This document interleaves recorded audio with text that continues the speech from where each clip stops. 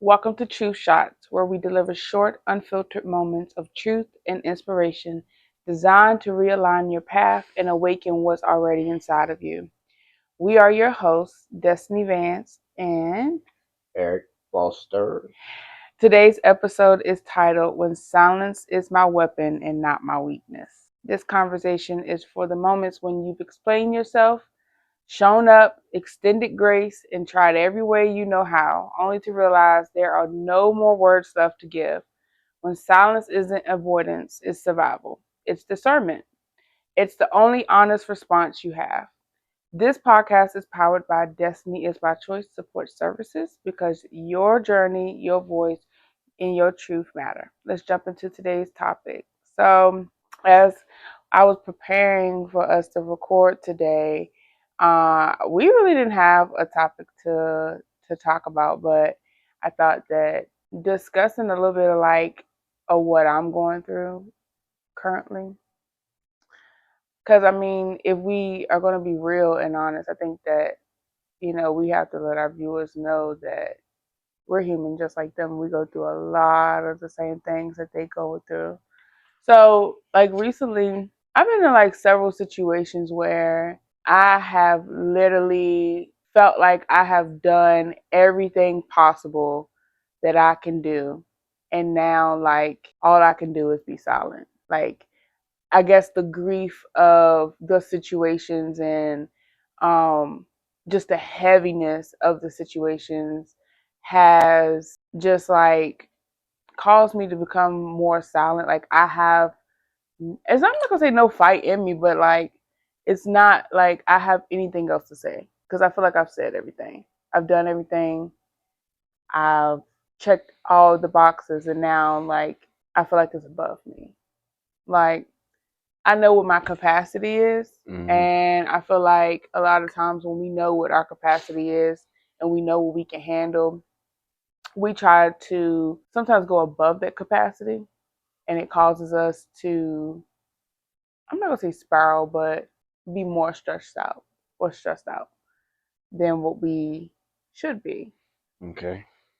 But I feel like these situations, they're within my capacity. But I feel like where they reach past my capacity is because I've done everything I can do. Does that make sense? Probably not. No, I'm trying to say it the way I'm feeling I know that you're trying to use me for a therapy session it. because I have a therapist. Wait a minute, you are not a therapist. We are peer support. This is our peer support. I But appear, and we've talked about this before. Peers needing support for peer support yeah, but every services. time you want your peer support for the peer, it's always a therapy session because every time I say what it should be or what it looks like, and then you come back days, weeks later and say, Eric, what? You was right. Whatever. Go ahead. Okay, check. Just When we go silent because we feel we said everything else to the situation. Is that good? Is that healthy? It may be healthy for me, but it may not be healthy for the situation because just because I'm at my level doesn't mean the situation doesn't still need my attention. I mean, For instance, suppose you've had all you can quote unquote stand mommy duty, right? mhm. But and you're up to here with it. But your son still needs you. I understand going silent for a second to process, but you can't stay silent because you know he needs you Yeah. because he's trying to figure it out. He may be doing things that he really don't know why he's doing it. I've been 13. I did a lot of stuff, you know? Or for instance, at work, you've had all you can take, but your client still needs you. Yeah. You can go silent, but you can't go deaf. Miss a moment, because a lot of stuff are teachable moments. I mean, I'm just saying. But it's on you, though. I'm not your therapist. I'm just your peer. I mean, I guess I go when you say like it can't go deaf. It's not that I'm not listening. I just feel like I've said all I can say. And I'm like, But have you though? Have you just said, what's wrong? Let's talk. It's simple.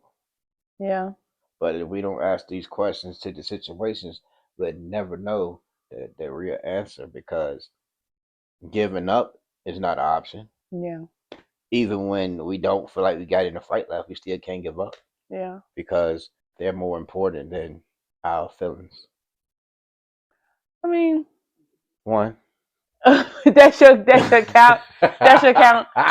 I'm just, I guess I'm just like, for me, like, I've gotten to the point where it's like, if the person or the situation is not, like, say for instance, the person, if they're not going to understand it on the level that I need them to understand it on, why am I repeating the cycle or the same conversation? Or with certain situations, like, when I say situations, it's like people don't understand why you're responding the way you're responding because you're the villain in their story, because they haven't gotten to that point of growth of understanding where they went wrong. Well, in a lot of stories, the hero sometimes had to be the villain, Right. but the villain very rarely is the hero. Just and if a person, quote unquote, as you said, isn't on the level of understanding, you know, we'll love to bring people to our level, but sometimes we got to drop to their level. Oh, see, and that's where I have a problem. Because once I step to that level Did you is know? not a good level. But did you know though?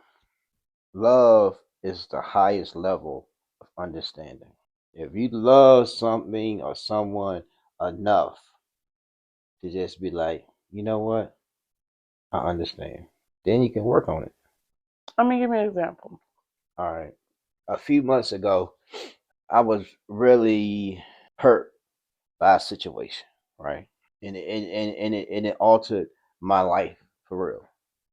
And I was mad for a split second. And then I realized hurt people hurt people. Hmm.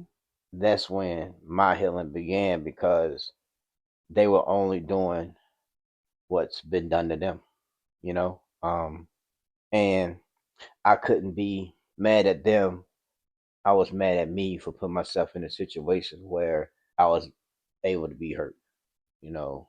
And it's a whole different when it's you're hurt by a friend versus or a so-called friend versus somebody you're intimate with or relationships. And I love me enough to figure it out, like understand they're probably doing what exactly they're used to doing and what has gotten them by for so long. And if that's how they move, that's how they move. That doesn't mean that I have to start being like that person. So I get it.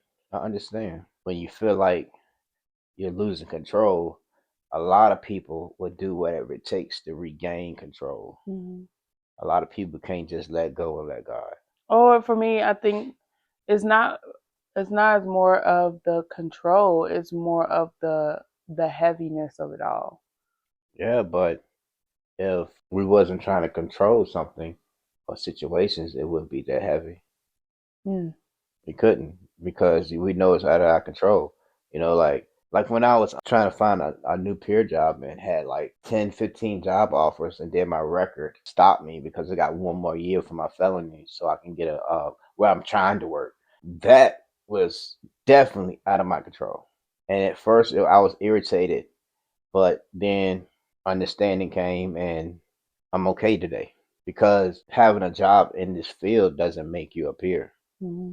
It just make you a person working in the field. When you can speak to somebody on a one-on-one basis without nobody to watching and give them information that's been given to you to help save their life, that's the best reward. Yeah. So everything outside of me, I let it sometimes affect me until I can't take it no more. Then I let it go.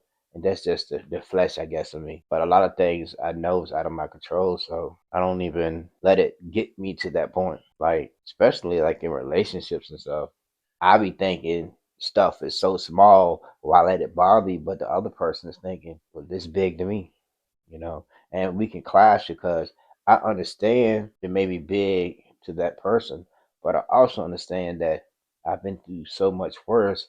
This is nothing. Yeah. I can get through this. We can work on this.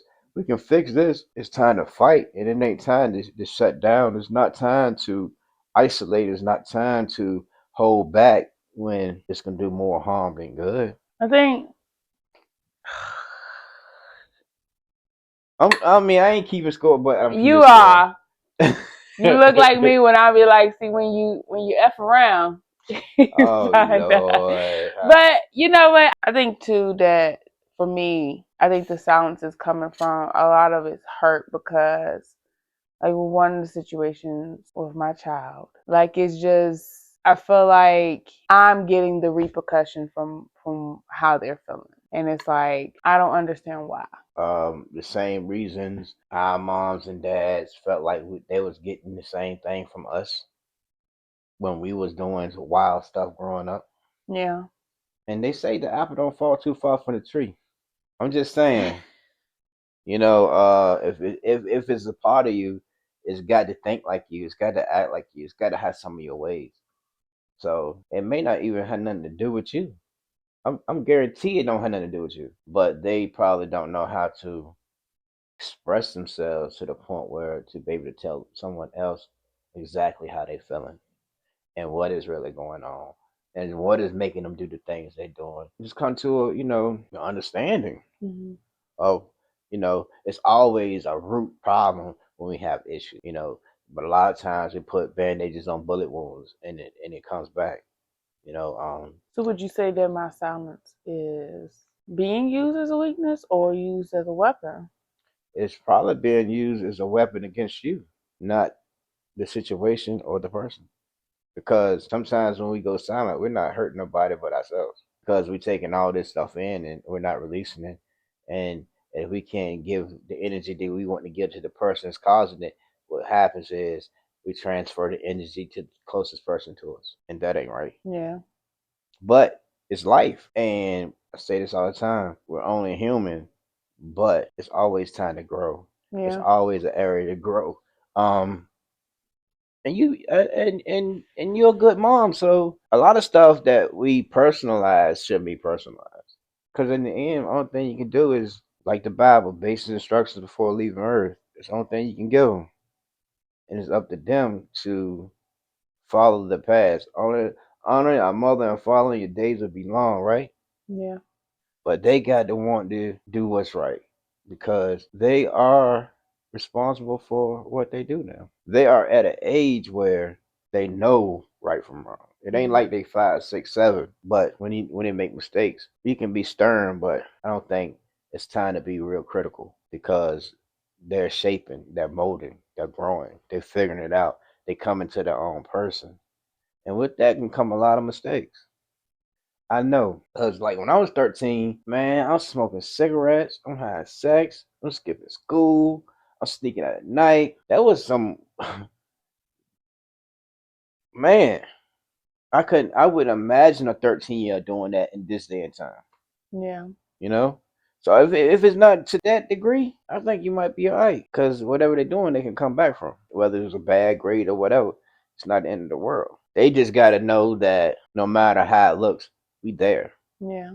We mad as hell, but we there, and it's not okay. We here, but it ain't okay, and we're not gonna make it easy. You're not gonna make it easy. I mean, just let them know, okay, you got this one. The next one on me, because I understand where you're coming from. You pour a lot of love and energy to a person, and you feel like they're not living up to your expectations. Yeah. But again, no matter if it's a child or not, we can't put expectations on nobody because we do, we can get hurt every time. Yeah. I ain't trying to take this episode over. Oh, whatever.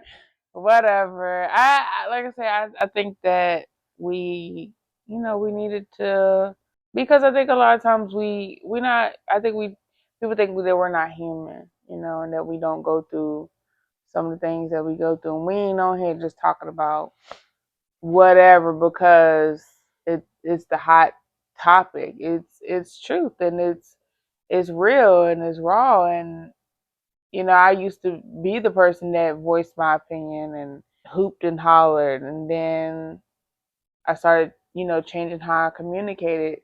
So now I've just found myself lately just like shutting down, not to and I don't do it as to me, I don't do it as a weapon. I do it as, I guess you could say, feeling in my feelings.